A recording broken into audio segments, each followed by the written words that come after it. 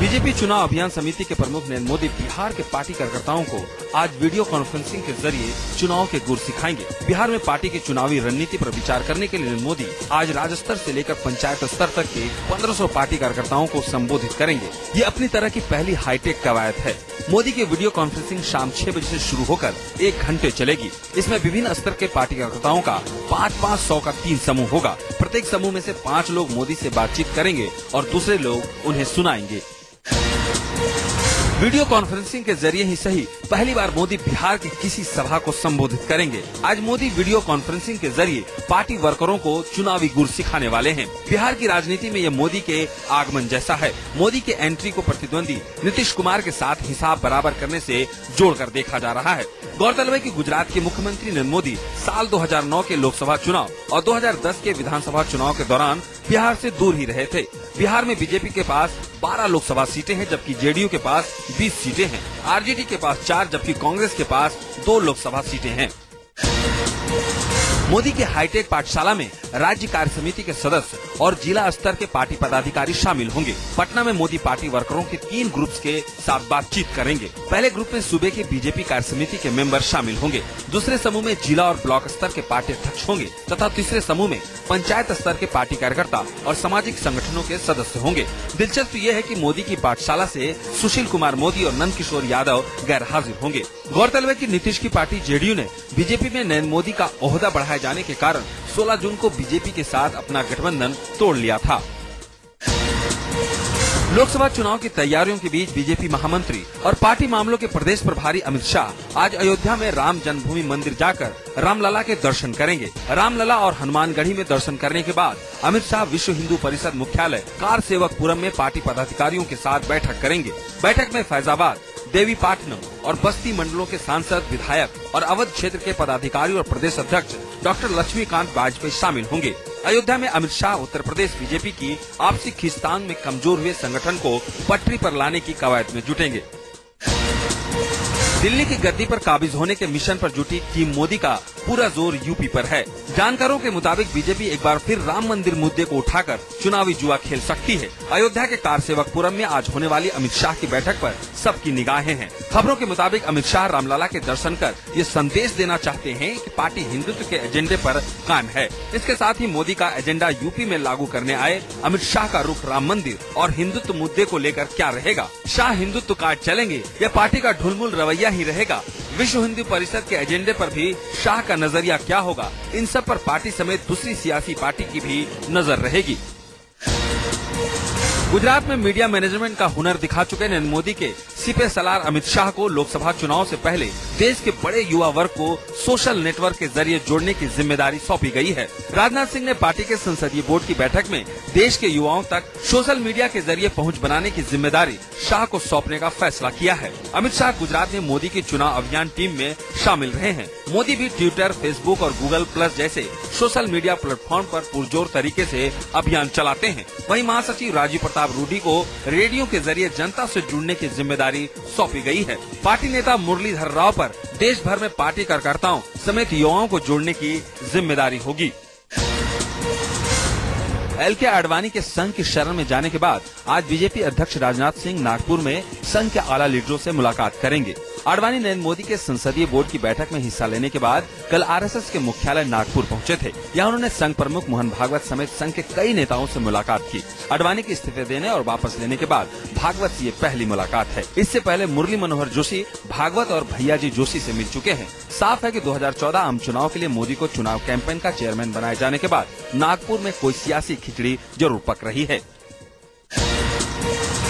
पूर्व miss world युक्तामुखी ने अपने पति पर सनसनीखेज इल्जाम लगाया है। युक्ति ने पति पर अप्राकृतिक सेक्स, दहेज और मारपीट का इल्जाम लगाया है। युक्ता ने मुंबई के अंबोली थाने में शिकायत दर्ज कराई है। युक्ता ने अपने ससुराल वालों के खिलाफ भी आरोप लगाए हैं। युक्तामुखी के पति का नाम प्रिंस टूली है। प्रिंस टूली पर आईपीएस की धारा 498 के तहत केस दर्ज कराया है। गौरतलब है कि युक्तामुखी ने इससे पहले भी अपने पति पर प्रताड़ित करने का आरोप लगाया था। गौरतलब है कि युक्तामुखी साल 2099 में 22 साल की उम्र में मिस वर्ल्ड चुनी गई थी। बाद में उन्होंने बॉलीवुड में कुछ फिल्मों में अभिनय किया। रिश्वत लेते रंगे हाथों पकड़े जाने की खबर आपने खूब सुनी होगी, लेकिन जयपुर के एंटी करप्शन ब्यूरो ने एक ऐसे शख्स को दबोचा है जो रिश्वत देने की कोशिश कर रहा था। जयपुर में एसीबी की टीम ने इलेक्ट्रिसिटी डिपार्टमेंट में जूनियर इंजीनियर अरविंद मीना को 50,000 रूपए घूस देते पकड़ा। इंजीनियर साहब ये घूस अपने थानेदार भाई को बचाने के लिए दे रहे थे। इंजीनियर के भाई थानेदार ब्रजेश मीना ने झूठे मामले में फंसाने की धमकी देकर एक शख्स से 5 लाख रुपए लेते रंगे हाथों दबोचे गए थे। इस मामले में गवाह जगदीश शर्मा को इंजीनियर साहब 50,000 रूपए देकर अपनी तरफ मिलाने की कोशिश में थे। राष्ट्रपति प्रणब मुखर्जी ने खाद्य सुरक्षा अध्यादेश को मंजूरी दे दी है। राष्ट्रपति ने इस अध्यादेश पर दस्तखत कर इसके कानून बनने का रास्ता साफ कर दिया है। इसके लागू होने के बाद देश के 67% जनता को इसका फायदा मिलेगा। 75% ग्रामीण, 50% शहरी आबादी को फायदा होगा। सरकार प्रति व्यक्ति 5 किलो अनाज हर महीने देगी। 3 रुपए किलो के भाव से चावल, 2 रुपए किलो के भाव से गेहूं और 1 रुपए किलो के भाव से मोटा अनाज दिया जाएगा। 3 साल के बाद इस सब्सिडी की समीक्षा की जाएगी। अध्यादेश जारी होने के बाद इस बिल को लोकसभा और राज्यसभा से 6 महीने के भीतर मंजूरी मिलना जरूरी होगा। संसद के मानसून सत्र के दौरान इस बिल को लोकसभा और राज्यसभा में पेश किया जाएगा। बड़बोले बेनी के अटपटे बयानों पर मुलायम सिंह यादव ने कुछ भी बोलने से इनकार कर दिया है। हालांकि मुलायम ने बेनी के बयान पर चुटकी लेते हुए कहा कि बेनी बाबू उनके दोस्त हैं और इस वजह से उनको हमारी चिंता सताती है। मुलायम सिंह ने कहा कि उनके बयान से कम वो चर्चा में तो रहते हैं। चर्चा पर्चा खर्चा अच्छा निगेटिव चर्चा हो चाहे पॉजिटिव चर्चा हो, बड़ा हमें खुशी की बात है। मेरा पुराना साथी मेरी चर्चा कर रहा। उधर मुलायम सिंह यादव के खिलाफ केंद्रीय इस्पात मंत्री बेनी प्रसाद वर्मा के बेतुके बयान पर एसपी कार्यकर्ताओं ने लखनऊ में प्रदर्शन भी किया। झारखंड में 2014 लोकसभा चुनाव को लेकर कांग्रेस जेएमएम के बीच तालमेल हो गया है। दोनों पार्टी मिलकर अगला लोकसभा चुनाव लड़ेंगे। झारखंड में कांग्रेस 10 और जेएमएम 4 सीटों पर लोकसभा चुनाव लड़ेंगे। दोनों दलों के बीच झारखंड में सरकार बनाने को लेकर भी सहमति बन चुकी है। संशय की बात है, किसके मन में क्या है ये तो पढ़ पाना बड़ा मुश्किल है, लेकिन ये स्पष्ट है जो हमें आश्वासन मिला है कि सरकार बनाने को लेकर कांग्रेस का समर्थन रहेगा। उत्तराखंड के कई इलाकों में जारी बारिश के बीच मौसम विभाग ने अगले 48 घंटों में भारी बारिश की चेतावनी दी है। मौसम विभाग के मुताबिक राज्य के कई हिस्सों में अगले 24 घंटे में भारी बारिश हो सकती है। देहरादून समेत राज्य के उधम सिंह नगर, केदारघाटी, पिथौरागढ़, चंपावत, चमोली आदि जिलों में भारी बारिश हो रही है। रुद्रप्रयाग और उत्तरकाशी जिलों में गरज के साथ तेज बारिश हो सकती है। देहरादून, हरिद्वार और टिहरी जिलों में सामान्य बारिश की संभावना जताई गई है। कुमायूं के बागेश्वर, पिथौरागढ़, नैनीताल, अल्मोड़ा, चंपावत और गढ़वाल मंडल के पौड़ी जिले के कई इलाकों में भारी बारिश होने की चेतावनी भी दी गई है। मौसम विभाग ने कहा है कि 8 जुलाई के बाद ही राज्य में मौसम साफ रहने की उम्मीद है। उत्तराखंड तबाही में लापता लोगों की तलाश के लिए राज्य सरकार ने 15 जुलाई तक की डेडलाइन तय की है। सीएम विजय बहुगुणा ने कहा है कि अगर 15 जुलाई तक किसी शख्स की जानकारी नहीं मिली तो उसे मृत मान लिया जाएगा और उसे मुआवजा देने की प्रक्रिया शुरू की जाएगी। शासन ने निर्णय लिया है कि 30 दिन तक यदि व्यक्ति जो लापता है वो घर नहीं पहुंचता तो हम उसको प्रिज्यूम करेंगे कि उसकी शायद मृत्यु हो गई है। उनके परिवार से एक बॉन्ड भरवा के उनको कंपनसेशन दे देंगे। इस बीच केदारनाथ मंदिर के आसपास मलबा हटाने के लिए 70 लोगों की टीम पहुंच चुकी है। कानपुर देहात के अकबरपुर तहसील में बन रही ये शानदार इमारत गरीबों के हक को कुचलकर बनाई जा रही है। बीएसपी के राष्ट्रीय महासचिव डॉक्टर के सचान पर 80 बीघे जमीन पर कब्जे का आरोप लगाया है। दरअसल अकबरपुर तहसील के कक्करदही गांव में गरीबों को घर बनाने के लिए ग्राम समाज की जमीन दी जानी थी, लेकिन इस जमीन को बीएसपी सरकार के दौरे में बीएसपी लीडर के सचान ने गलत तरीके से कब्जा कर लिया। लंबे वक्त से परेशानी झेल रहे गाँव वालों को समाजवादी सरकार आने के बाद दोबारा अपनी जमीन मिलने की उम्मीद जगी है।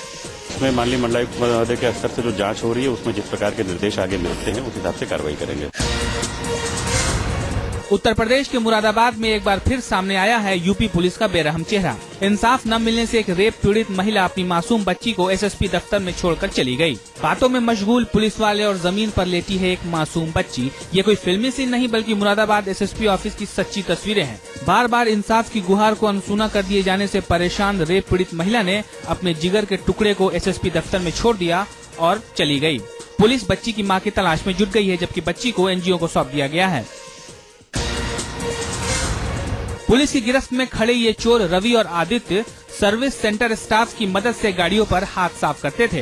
पुलिस की पूछताछ में दोनों आरोपी ने बताया कि इनके गैंग का सरगना कार सर्विस सेंटर के स्टाफ के संपर्क में रहता था और सर्विस सेंटर पर सर्विस के लिए आई गाड़ियों की चाबियों की क्लोनिंग कर उनकी डुप्लीकेट कॉपी बनवा लेता था। इसके बाद स्टाफ की मदद से ही उस कार का एड्रेस भी निकाल लेता था और बनाई गई दूसरी चाबी से गिरोह के दूसरे सदस्य कार मालिक के पते पर पहुंचकर कार चुरा लेते थे। फिलहाल गिरोह का सरगना फरार है और पुलिस उसे पकड़ने के लिए दबिश डाल रही है। मिस्र में राष्ट्रपति मोहम्मद मुर्सी के समर्थकों और विरोधियों के बीच हुए खूनी संघर्ष में 12 लोग मारे गए हैं। तहरीर चौक के पास एक पुल पर दोनों पक्षों ने एक दूसरे पर पत्थर और बोतलें फेंकी। बीच बचाव करने के लिए सेना को टैंकों के साथ दखल देना पड़ा। राजधानी काहिरा में ही हिंसक झड़प की वजह से सेना की ओर से की जाने वाली फायरिंग के चलते 3 लोगों की मौत हो गई। इसके बाद मिस्र के कई शहरों में हिंसा भड़क उठी, जिसमें करीब 1 दर्जन लोगों की मौत हो गई और 300 से ज्यादा लोग जख्मी हो गए।